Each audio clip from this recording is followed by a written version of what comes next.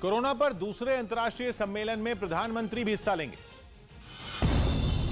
अमेरिकी राष्ट्रपति बाइडेन ने कोरोना संकट पर एक ऑनलाइन सम्मेलन बुलाया, जिसके लिए प्रधानमंत्री मोदी को भी न्योता दिया गया। अयोध्या नगर निगम ने शहर के एक चौराहे का नाम लता मंगेशकर के नाम पर रखने की मंजूरी दे दी। खबर है कि चोट की वजह से आईपीएल से बाहर हुए सूर्य कुमार यादव का अगले महीने दक्षिण अफ्रीका के खिलाफ घरेलू टी20 सीरीज में भी खेलना तय नहीं है। वहीं यूक्रेन में चल रही जंग की मार यूरोप के कई देशों की अर्थव्यवस्था पर पड़ रही है। जंग के कारण महंगाई की मार से बेहाल हो रहे यूरोप के देशों में ग्रीस का नाम भी जुड़ गया। ग्रीस में महंगाई ने बीते 28 साल का रिकॉर्ड तोड़ दिया, जिसकी वजह से ग्रीस के लोगों का बजट बुरी तरह बिगड़ गया। अप्रैल में वहां महंगाई की दर 28 साल के बाद डबल डिजिट में पहुंच गई, मतलब 10 के पार रिकॉर्ड की गई। नेचुरल गैस और पेट्रोल की कीमतें तो पहले से आसमान छू रही हैं। अब बाकी चीजों पर भी इसका असर दिख रहा है। खासतौर पर खाने के तेल और सब्जियों की कीमतें ग्रीस समेत पूरे यूरोप में मुसीबत बन चुकी हैं। सुपरमार्केट में खरीदारी करने पहुंच रहे लोग कीमत देखकर हैरान हो रहे हैं। दावा तो यह है कि खाने पीने से जुड़े ज्यादातर कारोबार भी ठप पड़ चुके हैं और ग्रीस समेत यूरोप के ज्यादातर देश बढ़ती महंगाई के आगे लाचार दिख रहे हैं। ग्रीस की सरकार की तरफ से दिए गए आंकड़ों के मुताबिक वहां अप्रैल में सालाना आधार पर महंगाई 10% से ज्यादा बढ़ गई, जो कि पिछले 28 साल का रिकॉर्ड बताया जा रहा है। 28 साल में महंगाई में इतना बड़ा उछाल पहले कभी नहीं आया था। इससे पिछले महीने मतलब मार्च में भी महंगाई वहां के लोगों की कमर तोड़ रही थी। उस वक्त सालाना आधार पर महंगाई 8.9% बताई गई थी और हैरानी की बात यह है कि वो भी 27 साल पुराना रिकॉर्ड टूटा था।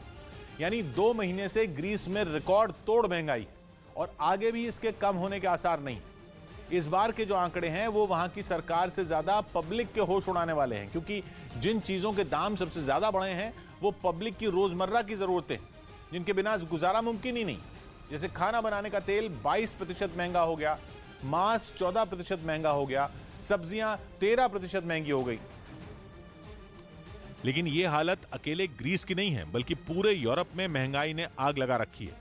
यूक्रेन को यूरोप का ब्रेड बास्केट कहा जाता था, क्योंकि यूक्रेन से ही अनाज और खाने पीने का ज्यादातर सामान पहुंचता था। लेकिन उसी ब्रेड बास्केट को बमबारी ने बेहाल कर दिया। रूस में खेती में इस्तेमाल होने वाले कीटनाशक जो रूस से जाते थे वो वहां पहुंच ही नहीं रहे। यही नहीं, सूरजमुखी के तेल के लिए तो यूरोप लगभग पूरी तरह रूस और यूक्रेन पर ही निर्भर है। यानी इंपोर्ट आधा हो गया और जो यूरोप में उगाया जा रहा था उसकी लागत कई गुना बढ़ गई।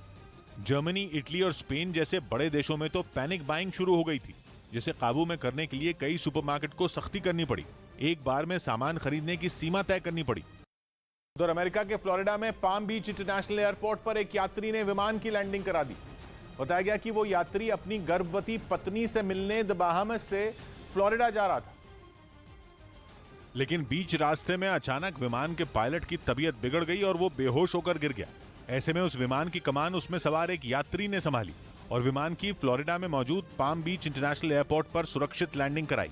इस काम में एयर ट्रैफिक कंट्रोल ने उसकी पूरी मदद की।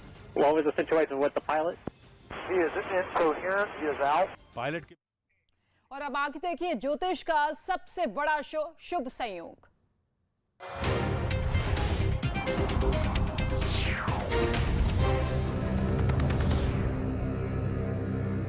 उन्हें धीमी आवाज में भाषण देते सुना गया था। उस दौरान शी बीच बीच में खांस भी रहे थे, जिसके बाद से चीन के राष्ट्रपति के सेरेब्रल एन्यूरिज्म से जूझने की आशंका और बढ़ गई थी, क्योंकि इस दिमागी बीमारी में इंसान की दिमाग की नसें कमजोर